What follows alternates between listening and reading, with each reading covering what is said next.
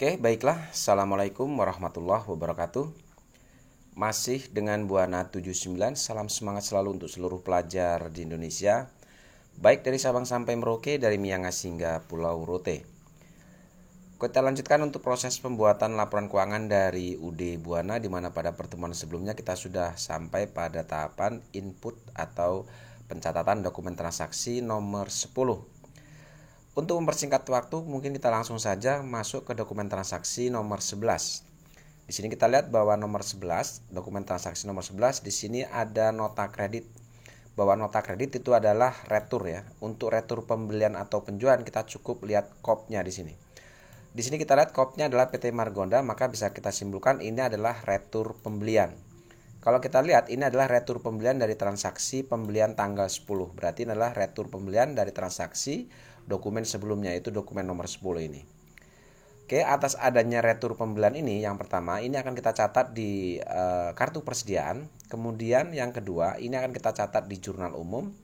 Dan yang terakhir adanya retur pembelian akan kita catat di buku besar pembantu utang. Langsung saja kita masuk ke kartu persediaan yang pertama. Di sini kita lihat ada retur pembelian, yaitu ada 1 unit HP Pavilion yang kita kembalikan, dan ada 2 unit untuk Dell Inspiron di sini. Nah, sekarang kita masuk dulu ke kartu persediaan yang HP Pavilion di sini. Oke, kita masukkan dulu untuk informasi awalnya, tanggalnya adalah tanggal 10 dengan nomor transaksi di situ adalah NK-1. Di sini adalah retur kepada PT Margonda. Berarti kita masukkan keterangannya adalah nota kredit PT Margonda. Nah, karena ini retur pembelian, sedangkan transaksi pembelian sebelumnya masuk di kolom in, maka pada saat retur kita pun masukkan di kolom in. Ya, jadi retur pembelian pun akan masuk di kolom in. Dengan cara di sini untuk HP Pavilion, di sini kita lihat ada 1 unit untuk HP Pavilion yang dikembalikan di sini. Maka di sini kita masukkan -1. Artinya -1 itu adalah ada pengurangan 1 unit atas pembelian 11 unit ini.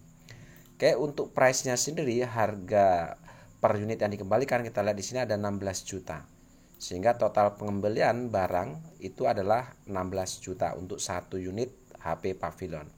Oke, setelah kita masukkan nilai returnya, maka kita masukkan ke kolom saldo. Sebelumnya ada nilai saldo persediaan atau jumlah persediaan 24 unit. Karena ada pengembalian 1 unit, maka otomatis nilai persediaan kita sekarang berkurang menjadi 23 unit. Dengan harga pokok masih sama dengan sebelumnya, yaitu 16 juta. Sehingga total nilai persediaan kita untuk HP Pavilion sekarang menjadi 368 juta. Oke, itu pencatatan untuk persediaan HP Pavilion. Sekarang kita masuk ke Dell Inspiron sini. Oke, kita masukkan keterangannya sama dengan yang di atas, tanggal 11, nomornya adalah NK ya, di sini NK-1. Ya, kemudian di sini nota kredit kepada PT Margonda. Sama dengan di atas bahwa retur pembelian kita masukkan di kolom in. Di sini untuk yang Dell Inspiron itu ada pengembalian 2 unit. Kita masukkan -2. Artinya ada pengembalian atau 2 unit mengurangi nilai pembelian sebelumnya. Oke, dengan harga pembelian yang diretur adalah 12.500.000, sehingga total nilai retur untuk 2 unit Dell Inspiron itu adalah 25 juta. Sekarang kita masukkan ke kolom saldo persediaan. Sebelumnya ada 20 unit, karena ada pengembalian 2 unit, maka persediaan kita sekarang berkurang menjadi 18 unit dengan harga pokok masih sama dengan yang sebelumnya, yaitu 12.500.000. Sehingga total nilai persediaan kita sekarang berkurang menjadi 225 juta. Oke, itu untuk pencatatan di kartu persediaan dengan adanya retur pembelian ini. Yang kedua, setelah kita masukkan ke kartu persediaan, adanya retur pembelian ini akan kita catat di jurnal umum.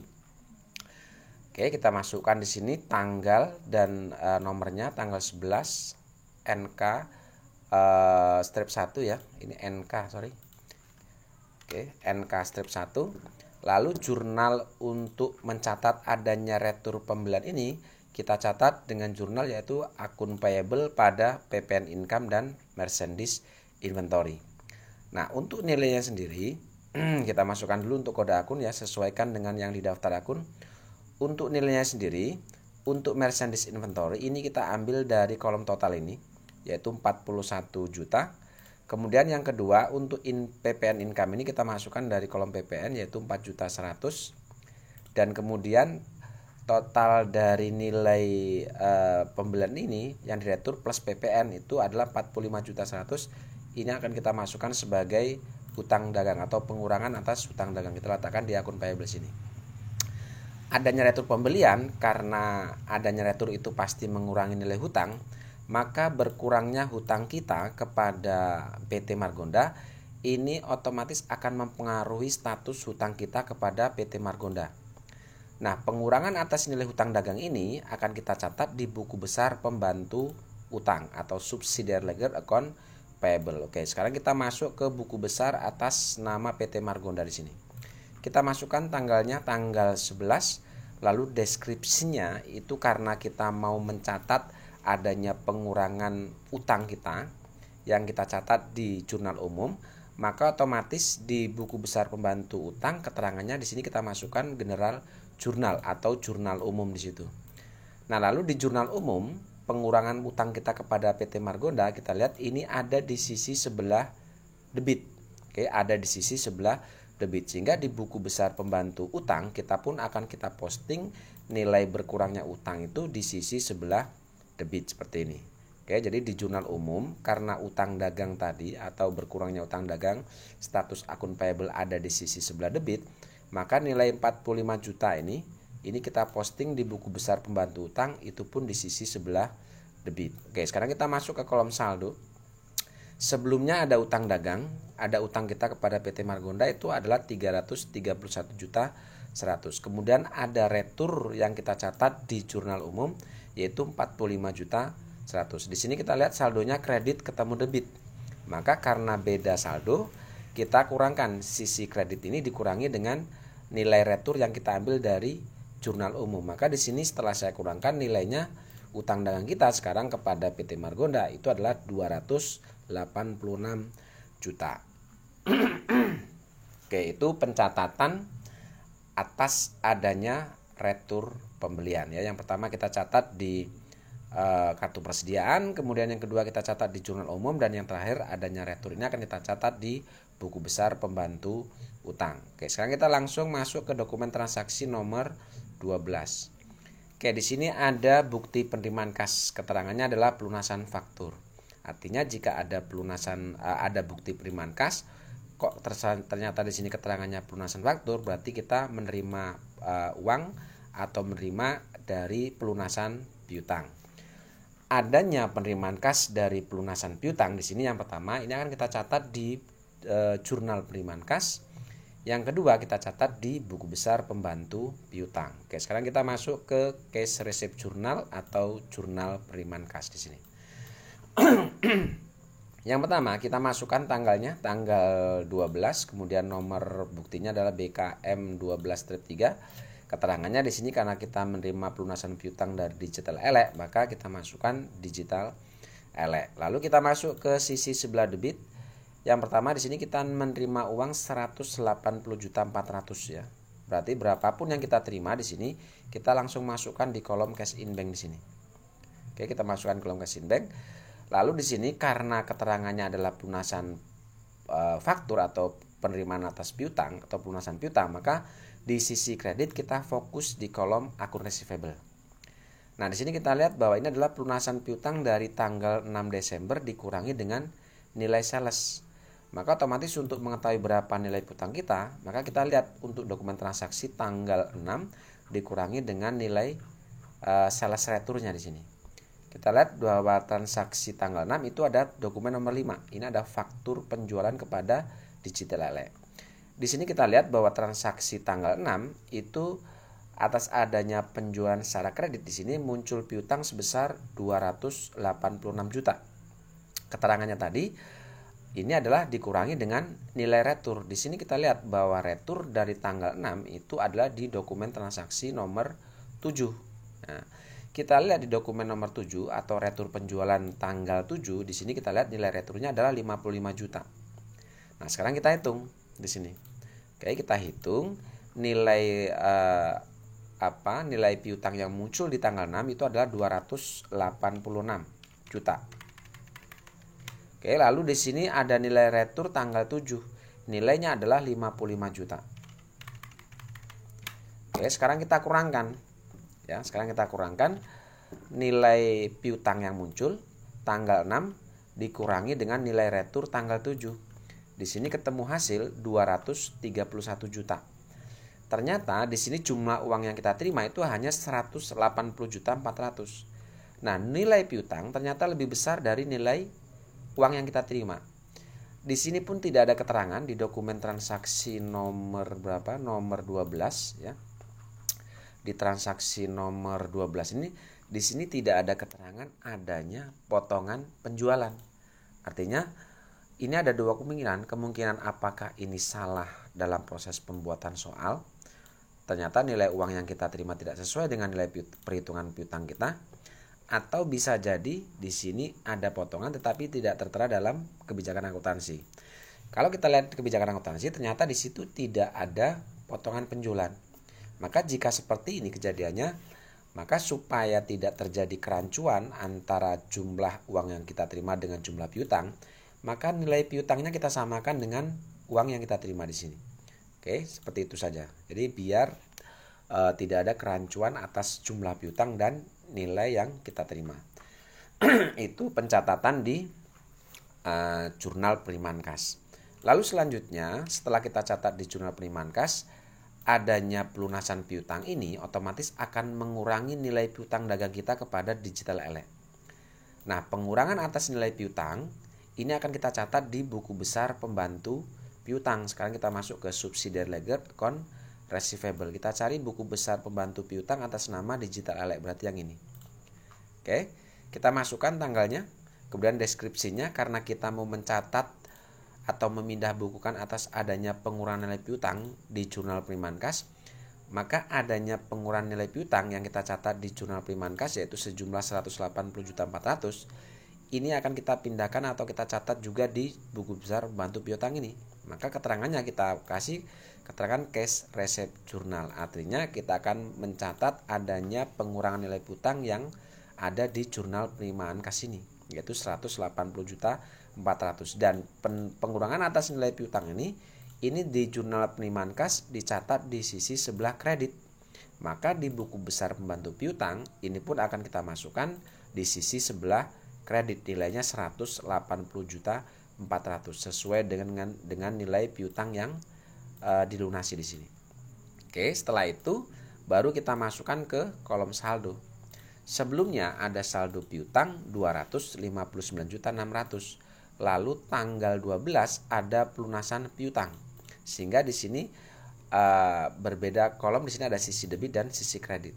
Maka kita kurangkan di sini 259.600 nilai piutang dikurangi dengan 180.400 adanya pelunasan piutang. Maka di sini jumlahnya adalah 79.200. Oke, seperti itu pencatatan jika ada bukti penerimaan kas dari pelunasan faktur atau pelunasan piutang. Lanjut kita ke dokumen transaksi nomor 13. Oke, di sini ada nota kontan. Nota kontan itu adalah transaksi tunai. Penjualan atau pembelian, kita lihat kopnya di sini, ternyata di sini kopnya adalah UD Buana. Berarti ini kita simpulkan ini adalah penjualan tunai. Adanya penjualan tunai yang pertama ini akan kita catat di jurnal penerimaan kas. Lalu yang kedua kita catat di kartu persediaan.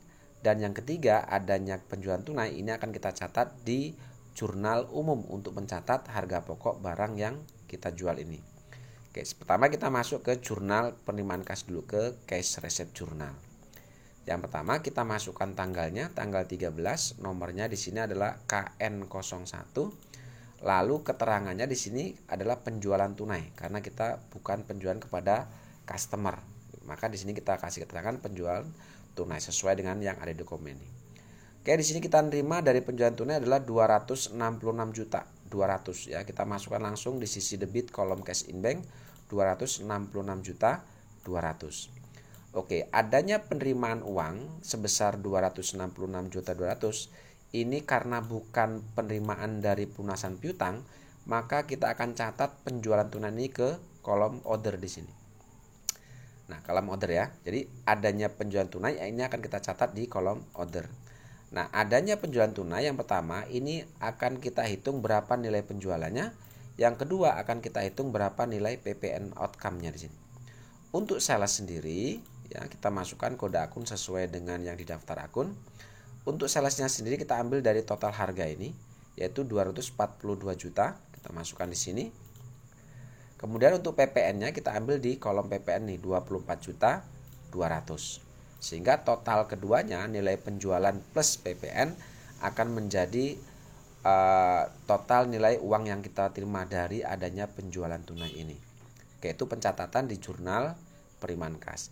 Yang kedua, adanya penjualan tunai ini akan kita catat juga di kartu persediaan. Di sini kita lihat bahwa tanggal 13 kita menjual secara tunai itu 7 unit untuk HP Pavilion. Oke, kita masukkan dulu. Kita masukkan yang HP Pavilion dulu ya. Tanggal 13, nomornya KN01, keterangannya penjualan tunai. Karena penjualan, maka kita masuk ke kolom out di sini. Oke, kita masukkan nilai penjualannya yaitu 7 unit untuk HP Pavilion dengan harga pokok barang yang kita jual. Di sini kita lihat harga pokok barang atau kolom price kita ambil dari kolom price di kolom balance ini yaitu 16 juta. Berarti kita masukkan price-nya 16 juta. Sehingga total harga pokok barang untuk 7 unit ini maka totalnya didapat 112 juta. Itu dapat dari 7 unit dikalikan dengan harga pokoknya. Lalu untuk selanjutnya kita masuk ke kolom balance atau kolom saldo. Sebelumnya ada 23 unit, kemudian dijual 7, maka persediaan kita sekarang menjadi 16 unit. Dengan harga pokok masih sama 16 juta. Sehingga total nilai persediaan kita per tanggal 13 untuk HP Pavilion itu menjadi 256 juta. Oke, itu pencatatan untuk adanya penjualan HP Pavilion. Sekarang kita masukkan atau catat dengan penjualan yang Dell Inspiron itu 8 unit ini. Kita masukkan di sini tanggal 13 nomor KN01 penjualan tunai. Sekarang kita masuk ke kolom out di sini. Untuk Dell Inspiron kita menjual 8 unit. Kita masukkan di kolom unit. Lalu harga pokok barang 8 unit ini kita ambil dari kolom price di kolom balance ini yaitu 12.500. Kita masukkan ke sini. Sehingga total harga pokok barang untuk 8 unit ini itu didapat 100 juta. Oke, langsung kita masuk ke kolom balance atau kolom saldo persediaan di sini. Sebelumnya ada 18 unit dijual 8, maka otomatis persediaan kita sekarang per tanggal 13 menjadi 10 unit. Dengan harga pokok masih sama 12.500 sehingga total nilai persediaan kita sekarang per tanggal 13 untuk Dell Inspiron itu menjadi 125 juta. Oke, itu pencatatan di kartu persediaan. Yang ketiga, adanya penjualan tunai, ini pun akan kita catat untuk harga pokok barang yang kita jual di sini. Kita masuk ke kolom kita masuk ke jurnal umum atau general jurnal. Kita masukkan dulu tanggalnya, kemudian nomornya. Kemudian di sini jurnal untuk mencatat adanya harga pokok barang yang kita jual. Jurnalnya adalah cost of goods sold pada merchandise inventory. Dengan kode akun masing-masing disesuaikan dengan di daftar akun. Lalu untuk nilai sendiri untuk harga pokok barang yang kita jual, kita lihat di kartu persediaan. Kita lihat di sini bahwa untuk tanggal 13 itu 7 unit untuk HP Pavilion dan 8 unit untuk Dell Inspiron. Di mana masing-masing harga pokoknya untuk 7 unit adalah 112 juta, sedangkan yang Dell Inspiron untuk yang 8 unit itu adalah 100 juta. Sehingga kita jumlahkan harga pokok yang 7 unit ini ditambahkan dengan harga pokok yang 8 unit ini, 100 juta ditambah dengan 112 juta sehingga totalnya 212 juta. Kita masukkan ke sini 212 juta. Oke, itu pencatatan jika ada transaksi penjualan secara tunai.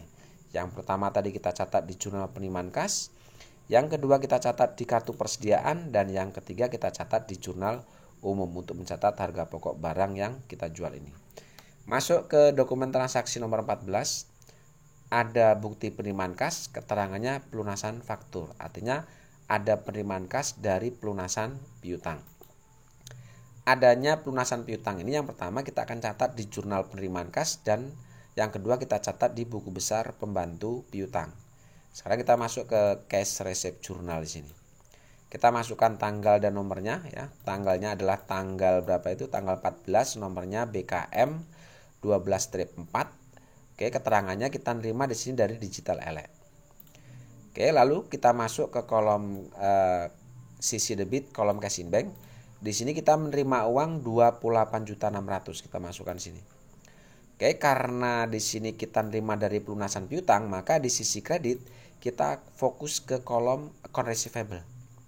Nah, di sini kita lihat bahwa ini pelunasan faktur tanggal 29 November. Artinya ini adalah penjualan terjadi di bulan sebelumnya. Maka untuk mengetahui berapa nilai piutang kita, ya tanggal 29 November, kita lihat di daftar saldo piutang di sini. Oke, kita lihat di daftar saldo piutang.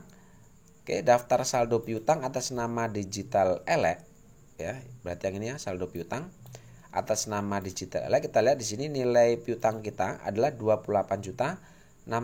Nah, nilai piutang yang tanggal 29 ini kita masukkan di kolom current receivable. Oke, begitu kita masukkan, kita lihat ternyata jumlah yang kita terima dengan jumlah piutangnya ini sudah sama ternyata. Oke, jika sudah sama artinya pencatatan selesai. Nah, kemudian yang kedua, adanya penerimaan atas pelunasan piutang ini, ya, mana kita kembali ke dokumennya tanggal 14 tadi ya. Ya, ini atas adanya pelunasan piutang otomatis akan mengurangi nilai piutang atas nama Digital Ele ini, ya. Nah, di sini kita lihat atas adanya pelunasan piutang ini otomatis sekali lagi akan mengurangi nilai piutang. Nah, adanya pengurangan nilai piutang ini akan kita catat di buku besar pembantu piutang. Sekarang kita masuk ke subsidiary ledger account receivable. Kita masuk di buku besarnya Digital Ele. Oke, kita masukkan tanggalnya, tanggal 14, keterangannya atau deskripsinya.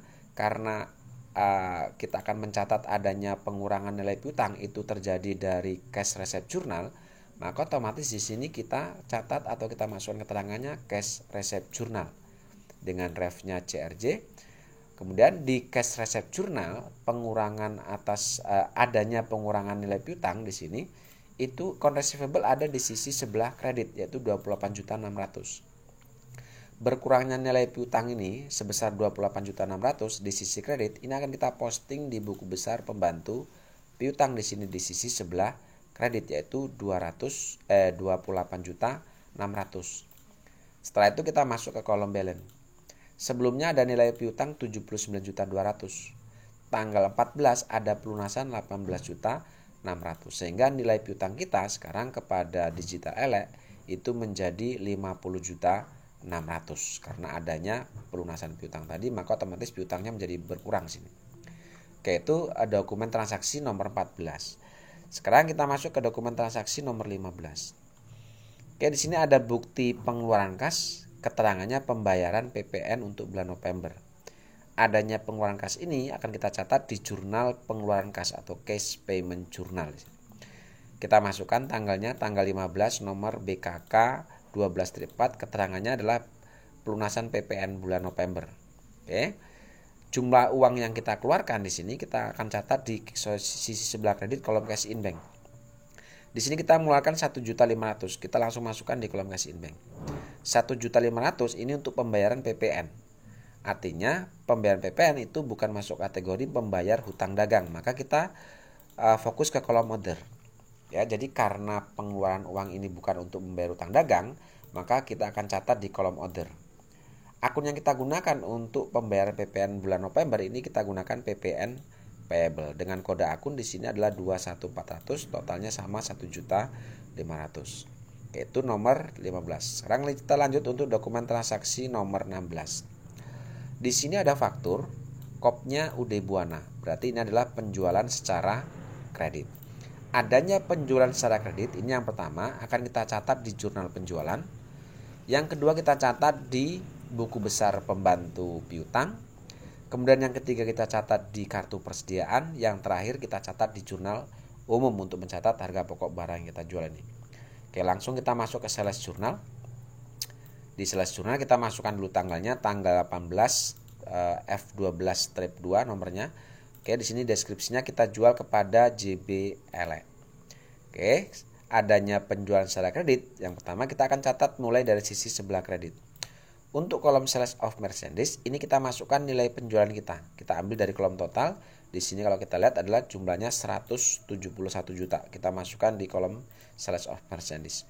Untuk fade out-nya sendiri kita masukkan dari kolom PPN ini 17.100.000.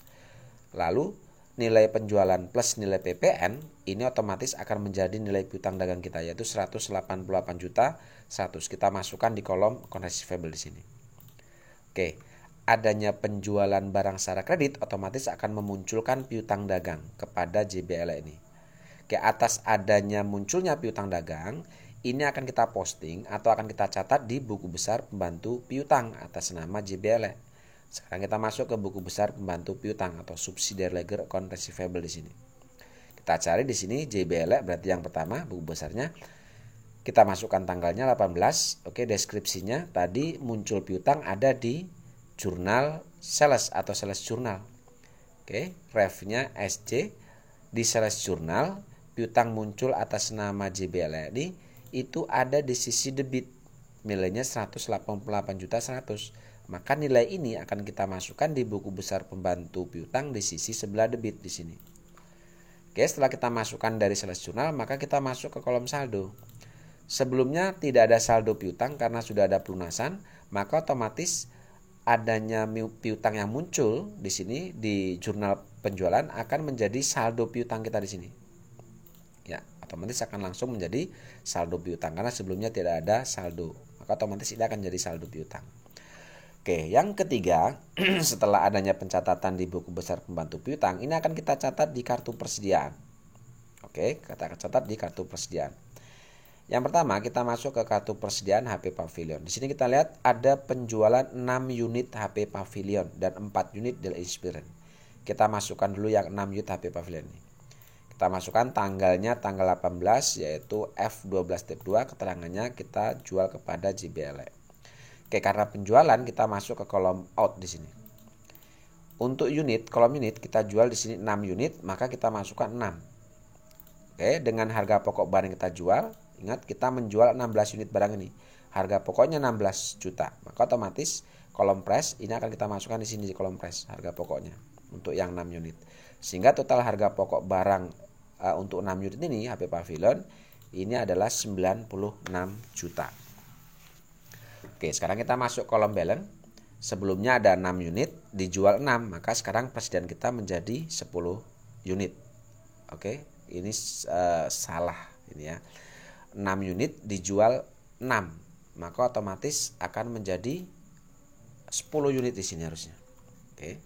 10 unit, sorry. Ya, 10 unit ya.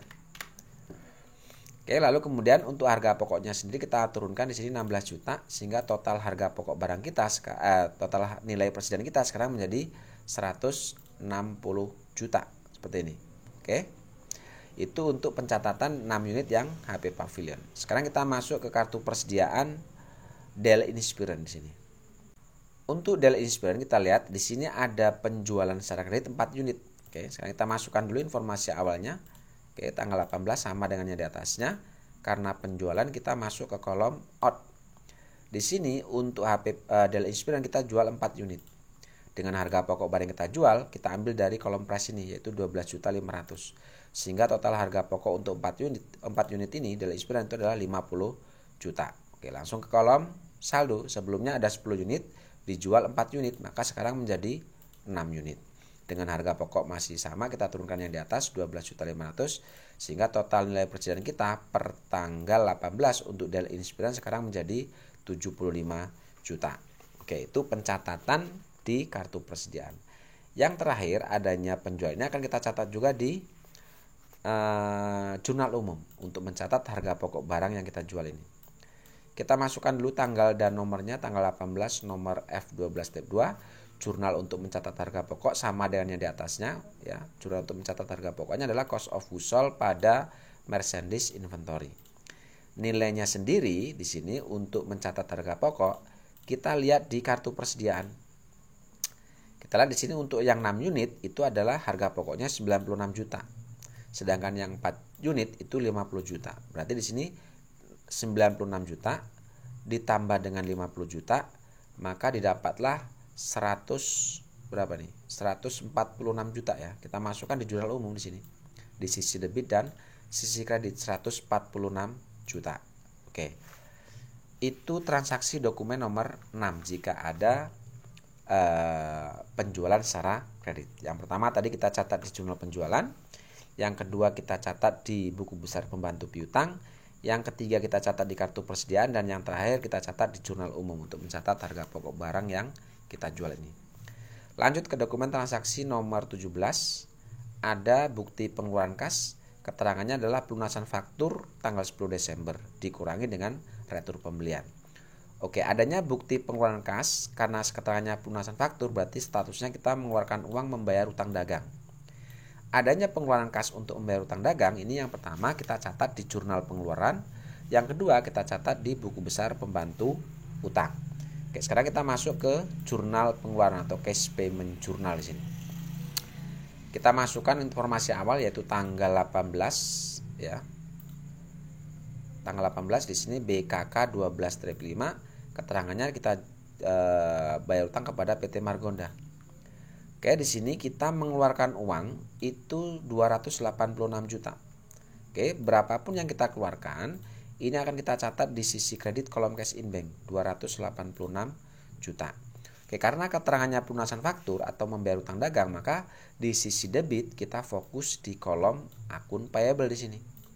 Nah, untuk mengetahui berapa nilai hutang dagang kita cek di sini bahwa ini adalah pelunasan utang dari transaksi tanggal 10 dikurangi dengan retur tanggal berikutnya. Kita lihat di sini dokumen transaksi tanggal 10. Oke, transaksi tanggal 10 berarti yang ini, dokumen nomor 10. Di sini dari transaksi penjualan pembelian secara kredit, di sini muncul utang dagang 331.100. Lalu dikurangi retur. Retur tanggal 10 itu adalah dokumen transaksi nomor 11. Nilai retur adalah 45 juta. Oke, sekarang kita hitung di sini. Kita buktikan berapa nilai hutang dagang kita. Oke, pembelian kredit atau hutang dagang muncul di tanggal 10 itu adalah muncul 331 juta 100.000. Lalu dikurangi dengan nilai retur tanggal 11. Nilai returnya adalah 45 juta 100. Oke, sekarang kita hitung berapa nilai hutangnya. Berarti yang nilai pembelian dikurangi dengan nilai retur. Maka di sini dapat 286 juta. Nah, nilai ini kita masukkan di kolom akun payable di sini. Ya, di sini. Oke, setelah kita masukkan di kolom akun payable, kita lihat ternyata jumlah yang kita keluarkan itu sudah sama dengan nilai hutang dagangnya. Jika sudah selesai seperti ini artinya sudah selesai pencatatannya. Oke, adanya pembayaran utang dagang atau adanya pelunasan faktur atas utang dagang ini, maka otomatis akan mengurangi nilai hutang dagang kita kepada PT Margonda. Nah, pengurangan atas nilai hutang dagang ini akan kita catat di buku besar pembantu utang atau subsidiary ledger account payable. Di sini kita cari untuk PT Margondanya. Berarti yang ini, oke. Kita kembali ke dokumen transaksi tadi nomor berapa? 17 atau nomor berapa tadi? Nomor 18 ini ya. Nomor 17 berarti yang ini ya. Oke, kita kembali sini. Tanggal yang pertama adalah kita masukkan tanggal 18. Oke, di sini keterangannya adalah karena adanya pengurangan atas nilai hutang dagang tadi kita catat di jurnal pengeluaran kas atau cash payment journal. Maka di sini untuk buku besar pembantu utang dagang keterangannya adalah cash payment journal. Di sini refnya adalah CPJ. Oke, di jurnal pengeluaran kas tadi adanya pengurangan hutang dagang itu ada di sisi debit ya. Nilainya 286 juta. Nah, nilai ini akan kita catat atau kita posting di buku besar ini di sisi sebelah debit di sini. 286 juta. Oke, setelah kita lakukan pencatatan dari jurnal pengeluaran kas, maka kita masuk kolom saldo.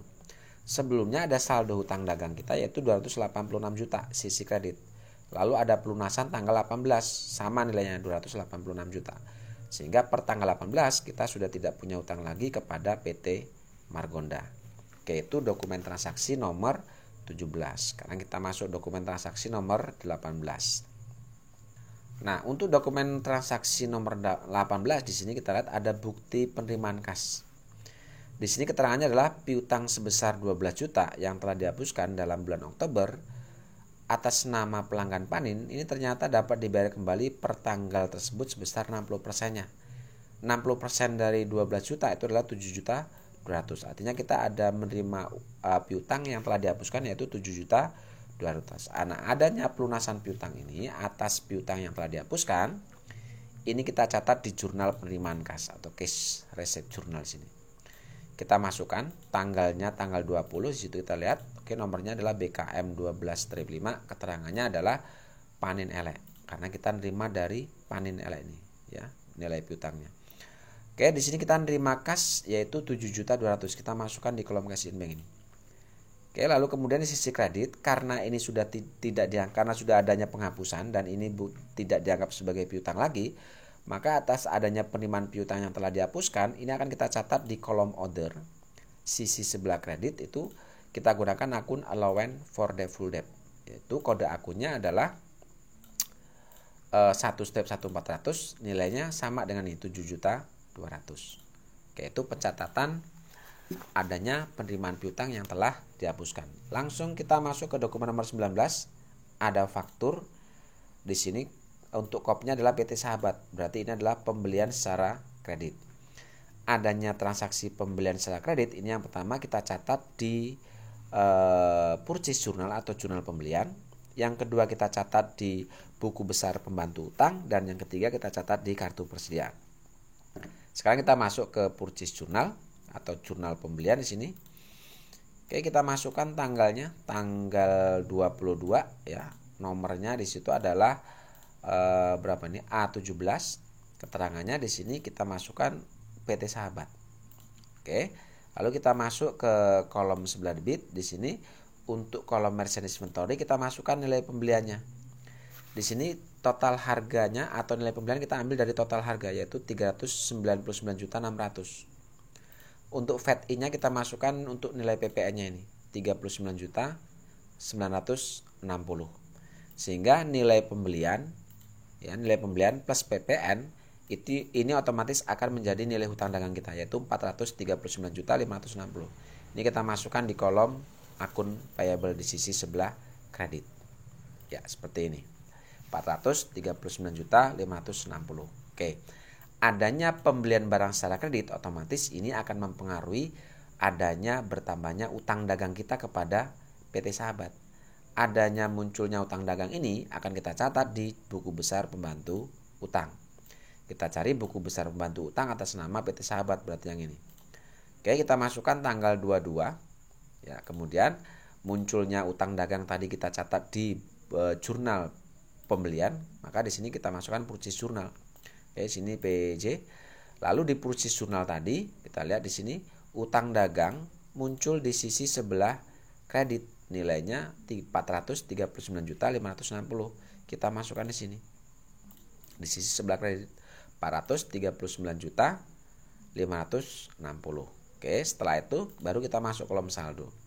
Sebelumnya sudah tidak ada saldo utang karena sudah ada pelunasan, maka otomatis adanya munculnya utang dagang yang kita catat di purchase journal ini otomatis akan menjadi saldo utang dagang kita per tanggal 22 Desember ini. Oke, yang terakhir adanya pembelian barang secara kredit, ini akan kita catat di kartu persediaan. Oke. Yang pertama kita lihat di sini bahwa tanggal 22 kita membeli untuk HP Pavilion 13 unit dengan harga pembeliannya 16.200.000. Oke, sekarang kita masukkan di sini tanggal 22. Nomornya adalah A17. Di sini kita lihat keterangannya adalah kita membeli kepada PT Sahabat. Karena pembelian di sini kita masuk kolom in. Kita masukkan di sini bahwa HP Pavilion ini 13 unit. Ya. Dengan harga pembeliannya di sini 16.200.000, kita masukkan kolom price. Jadi ingat ya bahwa di kolom in untuk price-nya kita ambil di dokumen. Sedangkan jika penjualan untuk price-nya kita ambil dari persediaan kita atau harga pokok barang yang kita punya gitu. Oke, sehingga total nilai pembelian kita untuk 13 unit itu adalah 210.600.000. Kita kalikan saja seperti ini. Oke, lalu setelah itu kita masuk ke kolom saldo. Perhatikan karena metode yang kita gunakan adalah metode average, maka untuk mencari berapa nilai harga pokok barang kita, caranya adalah pertama kita masukkan dulu. Sebelumnya ada persediaan 10 unit, lalu ada pembelian 13 unit, maka otomatis persediaan kita sekarang menjadi 23 unit berarti ya. Oke, 23 unit ya. Menjadi 23 unit. Nah, untuk kolom price-nya, untuk mencari harga pokok barang di sini, karena metodenya metode average, maka untuk mencari berapa nilai harga pokok barang, yaitu nilai persediaan kita sebelumnya, ditambah dengan nilai pembelian kita yang baru, dibagi dengan jumlah persediaan barang kita. Maka di sini harga pokoknya ketemu 16 juta 113 berapa ini? 113.043 rupiah. Oke. Ya, sekali lagi untuk mencari harga pokok barang kita, caranya adalah jumlah nilai persediaan barang sebelumnya ditambah dengan nilai pembelian yang baru, ya, nilai pembelian kita dibagi dengan nilai atau jumlah barang yang setelah adanya pembelian ini. Maka ketemulah 16.113.043 rupiah. Ini adalah harga pokok barang kita yang baru setelah adanya pembelian 13 unit dengan harga pokok dengan harga pembeliannya 16.200.000 ini. Oke. Setelah itu kita masukkan dengan totalnya atau nilai persediaan kita.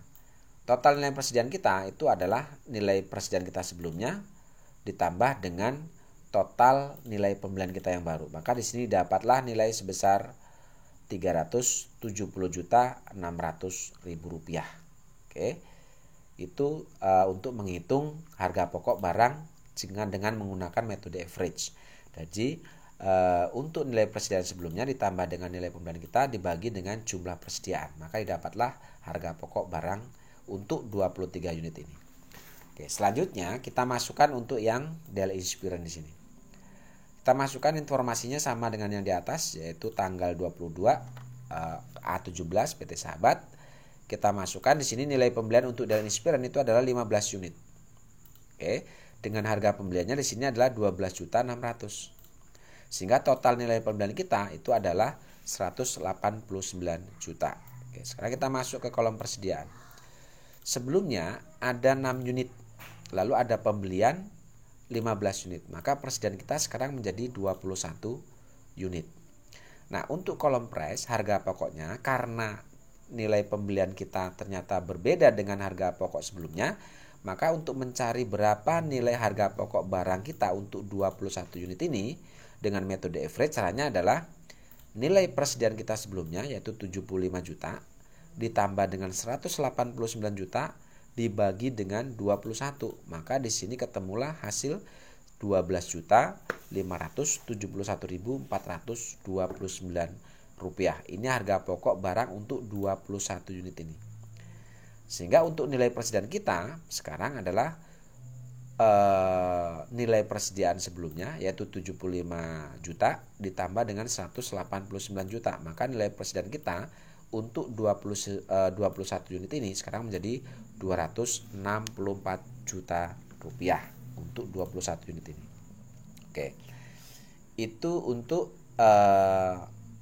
pembelian secara kredit dengan metode average. Jika ada pembelian yang berbeda atau harga pembelian yang baru ternyata berbeda dengan harga pokok kita sebelumnya, maka untuk mencari berapa harga pokok barang kita, caranya tadi adalah nilai persediaan kita sebelumnya ditambah dengan nilai pembelian yang baru dibagi dengan jumlah persediaan kita.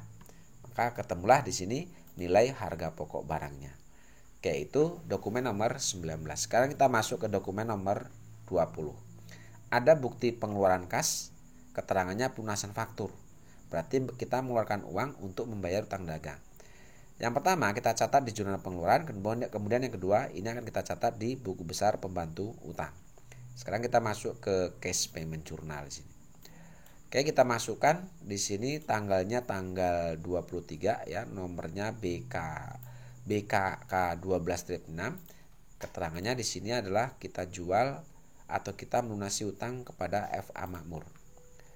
Oke, adanya pelunasan utang dagang kita di sini kita mengeluarkan kas itu 17.600.000. Kita masukkan di kolom cash in bank sisi sebelah kredit 17.600.000. Oke, karena kita melunasi utang dagang, maka di sisi debit kita fokus di kolom akun receivable.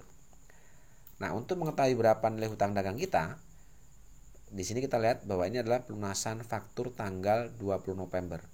Berarti ini terjadi pembelian tanggal 20 November atau bulan sebelumnya. Maka untuk mengetahui nilai hutang dagang kita lihat di daftar saldo utang. Oke, kita lihat di sini berapa nilai hutang dagang kita. Kita lihat di sini bahwa di daftar saldo utang atas nama FA Makmur kita punya utang dagang sebesar 17.600. Nah, ini kita masukkan ke kolom akun payable ini, 17.600. Oke. Lalu adanya pelunasan utang dagang ini otomatis akan mempengaruhi berkurangnya utang dagang kita kepada FA Makmur ini. Oke, kita kembali lagi ke dokumen transaksi nomor 20. Oke, kita lihat tadi dokumen nomor 20. Oke, yang ini ya. Oke, atas adanya pengurangan utang dagang kita kepada FA Makmur ini akan kita catat di buku besar pembantu utang. Oke, kita lihat di sini atas nama FA Makmur subsidiary ledger account payable, berarti yang ini kita masukkan tanggal 23. Oke, deskripsinya muncul terjadinya pelunasan tadi ada di atau dicatat di jurnal pengeluaran kas atau cash payment journal. Refnya kita masukkan CPJ. Lalu tadi di jurnal pengeluaran kas pengurangan atas nilai utang dagang kita ini dicatat di sisi sebelah debit ya, 17.600. Maka ini kita catat di buku besar pembantu utang itu juga di sisi sebelah debit. Oke, lalu kita masuk kolom saldo. Sebelumnya ada saldo 17.600. Lalu tanggal 23 itu ada pelunasan, sehingga per tanggal 23 utang dagang kita kepada FA Makmur berarti sudah selesai atau habis. Oke, itu pencatatan jika ada pengeluaran kas untuk membayar hutang dagang. Sekarang kita masuk dokumen nomor 21. Di sini kita lihat ada bukti penerimaan kas. Keterangannya adalah pelunasan faktur, berarti kita menerima kas dari pelunasan piutang. Adanya pelunasan piutang ini otomatis akan kita catat di jurnal penerimaan kas, lalu kita catat di buku besar pembantu piutang. Sekarang kita masuk ke cash receipt journal. Kita masukkan tanggal, lalu keterangan ya, tanggal 25. Di sini kita lihat BKM 12 step 6. Ini pelunasan dari Maju Elek. Oke. Di sini kita lihat kita menerima uang 19.800. Kita langsung masukkan di kolom sisi sebelah debit, kolom cash in bank 19.800. Lalu karena ini pelunasan piutang, maka di sisi kredit kita fokus di kolom akun receivable. Nah, untuk mengetahui berapa nilai piutang dagang kita kepada Maju Elek, maka kita lihat di sini ini adalah pelunasan faktur dari tanggal 23. Maka kita cari atau kita lihat di daftar saldo piutang berapa nilai piutang kita atas nama Maju Elek. Oke, lihat di sini di daftar saldo piutang dagang atas nama Maju Elek, di sini ternyata dari transaksi tanggal 23 ini ada piutang muncul 19.800. Oke, nilai ini kita masukkan di kolom account receivable di sisi sebelah kredit seperti ini. Oke, lalu kemudian setelah itu kita lihat bahwa jumlah yang kita keluarkan itu sudah sama dengan nilai piutangnya. Artinya selesai pencatatan di jurnal penerimaan kas. Adanya penerimaan dari pelunasan piutang otomatis akan mengurangi nilai piutang atas nama Maju Elek ini. Pengurangan atas nilai piutang ini akan kita catat di buku besar pembantu piutang. Kita lihat di subsidiary ledger account receivable atas nama Maju Elek. Oke, di sini ya berarti ya. Oke, di sini kita masukkan tanggalnya. Tanggal kita masuk ke dokumen nomor 21 tadi. Oke, yang ini tanggal 25 kita masukkan. Di sini tanggal 25 ya Maju Elek. Di sini sudah dimasukkan 25. Cash receipt journal tadi adanya pengurangan piutang dicatat di jurnal penerimaan kas. Di jurnal penerimaan kas di sini kita lihat pelunasan piutang ini di sisi sebelah kredit, piutang di sisi sebelah kredit 19.800. Maka nilai pengurangan piutang ini akan kita catat di sini, kita masukkan di sisi sebelah kredit sesuai di jurnal penerimaan kas tadi. Lalu selanjutnya kita masuk kolom saldo. Sebelumnya ada saldo piutang di sisi debit 19.800. Lalu ada pelunasan di jurnal penerimaan kas yang kita catat tadi. Maka otomatis per tanggal 25 kita tidak ada piutang lagi atau tidak ada piutang lagi atas nama Maju Elek ini. Oke, itu pencatatan jika bukti penerimaan kas dari pelunasan piutang. Kita masuk ke dokumen nomor 22. Ada voucher, bahwa tentunya setiap adanya voucher ini akan kita catat di jurnal petty cash. Oke, kita masukkan di sini tanggalnya tanggal 26. Di sini nomornya V12-4. Di sini kita mengeluarkan untuk membayar untuk perbaikan atap toko. Kita masukkan keterangannya untuk perbaikan atap toko. Dikeluarkan petty cash itu sebesar 500.000 di sini. Kita masukkan di kolom petty cash. Lalu akun yang kita gunakan untuk mencatat adanya perbaikan tetap toko, ini kita gunakan akun Other Operating Expense dengan kode akun 61800, jumlahnya sama dengan yang kita keluarkan yaitu 500.000. Oke, itu dokumen nomor 22. Sekarang kita masuk dokumen nomor 23. Kembali ada faktur ya. Kopnya udah Buana, berarti ini kita simpulkan adalah penjualan secara kredit kepada Majuele. Adanya penjualan secara kredit, yang pertama ini akan kita catat di jurnal penjualan. Lalu yang kedua kita catat di buku besar pembantu piutang. Yang ketiga ini kita catat di kartu persediaan, dan yang terakhir kita catat di jurnal umum untuk mencatat harga pokok barang yang kita jual ini. Sekarang kita masuk ke sales jurnal untuk mencatat penjualannya. Kita masukkan di sini tanggal 27, nomornya F12-3. Lalu di sini keterangannya karena kita menjual kepada Majuele, maka kita masukkan Majuele. Lalu masuk ke sisi sebelah kredit, kita masukkan dari kredit ya, untuk sales of merchandise ini kita masukkan total penjualan yaitu 425 juta. Dengan PPN-nya di sini 42.500, kita masukkan di kolom fade out sehingga nilai penjualan plus PPN otomatis akan menjadi nilai piutang 467.500. Kita masukkan di kolom receivable. Oke, lalu kemudian adanya nilai piutang ini atau adanya penjualan kredit, otomatis akan muncul nilai piutang atas nama Majuele. Nah, adanya piutang dagang atas nama Majuele ini kita catat di buku besar pembantu piutang. Oke, subsidiary ledger account receivable. Kita cari untuk atas nama Majuele. Berarti yang ini. Kita masukkan tanggalnya, tanggal berapa tadi? Tanggal 27. Lalu keterangannya adalah munculnya piutang tadi, penjualan kredit, ini dicatat di jurnal penjualan. Oke, ini SC. Di jurnal penjualan tadi, piutang muncul di sisi sebelah debit, 467.500. Kita masukkan di buku besar pembantu piutang di sisi sebelah debit atas nama Majuele, 467.500. Lalu kita masuk ke kolom saldo. Di sini sebelumnya tidak ada saldo karena sudah ada pelunasan, maka per tanggal 27 atas penjualan secara kredit otomatis ini akan jadi saldo per tanggal 27 467.500. Oke. Lalu yang selanjutnya adanya penjualan kredit ini akan kita catat di kartu persediaan. Oke. Di kartu persediaan kita lihat di sini bahwa kita menjual 15 unit untuk HP Pavilion. Kita masukkan dulu untuk penjualan HP Pavilion. Tanggalnya tanggal 27 F12-3 ya. Kita masukkan di sini. Oke. Tanggal 27 F12-3. Lalu kemudian keterangannya ini kita jual kepada Majuele. Karena penjualan kita masuk ke kolom out di sini. Oke, masuk ke kolom out. Di sini kita jual untuk HP Pavilion itu 15 unit. Kita masukkan di kolom out. Di sini untuk unitnya adalah 15 unit. Dengan harga penjualan, harga pokoknya kita lihat bahwa kita menjual 23 unit ini. Otomatis harga pokoknya kita mengikuti yang ada di kolom price ini. Kita masukkan di sini 16.113.043 rupiah, sehingga total harga pokok barang yang dijual untuk 15 unit itu 241.695.652. Lalu kita masuk kolom saldo. Sebelumnya ada 23 unit, dijual 15, maka persediaan kita sekarang tinggal 8 unit. Dengan harga pokoknya kita turunkan yang ini, yang di atas 16 juta sekian. Lalu untuk total harga pokok untuk nilai persediaan kita itu didapat dari nilai persediaan sebelumnya dikurangi dengan harga pokok barang untuk 15 unit. 370.600 dikurangi dengan 241 juta sekian, maka didapat nilai sebesar 128.904.348. Ini adalah nilai penjualan untuk nilai persediaan kita untuk 8 unit barang ini. Oke, sekarang kita masuk ke kartu persediaan yang Dell Inspiron. Sama seperti tadi kita masukkan untuk tanggalnya 27 ini, kebetulan sudah saya masukkan di sini. Kita masuk ke kolom out, kita jual di sini 10 unit ya. Dengan harga pokoknya di sini kita lihat harga pokoknya kita ambil dari harga pokok yang ada di persediaan, yaitu 12.571 sekian.